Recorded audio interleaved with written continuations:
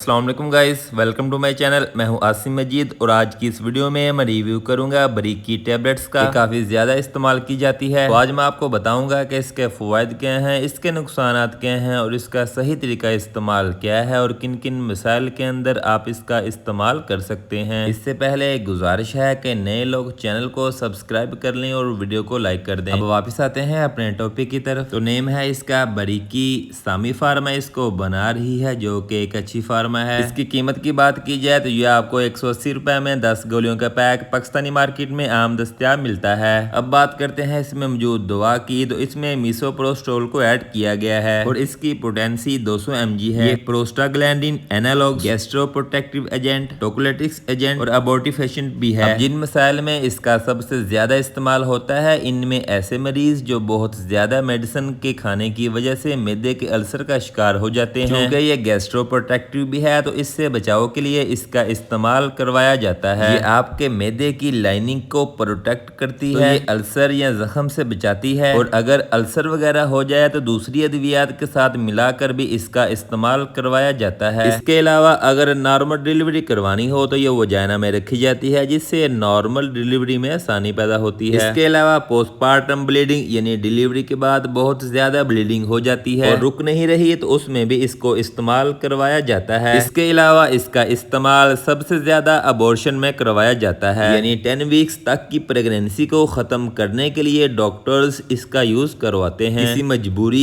या इन्फेक्शन का खतरा हो तो हमल गिराने के लिए डॉक्टर्स इसका यूज करवाते हैं। अब बात कर लेते हैं इसके नुकसानात की, तो इसमें उल्टी मतली, पेट दर्द, वजाइनल ब्लीडिंग, बेचैनी, घबराहट हो सकती है। अब बात कर लेते हैं इसका तरीका इस्तेमाल या डोजेज की, तो ये ओवर द काउंटर मेडिसिन नहीं है जो खुद से इस्तेमाल की जा सकती हो। इसके इस्तेमाल का तरीका और दुरानिया डिफरेंट हो सकता है। ये जबान के नीचे रखने, मुंह से खाने या वजाइना में रखने के लिए इस्तेमाल होती है, इसलिए डॉक्टर के मशवरे के बगैर खुद से इस्तेमाल ना करें। तो ये सब इंफॉर्मेशन थी बरीकी टैबलेट की। उम्मीद है आपको वीडियो पसंद आई होगी। अपना ख्याल रखिएगा। अल्लाह हाफिज।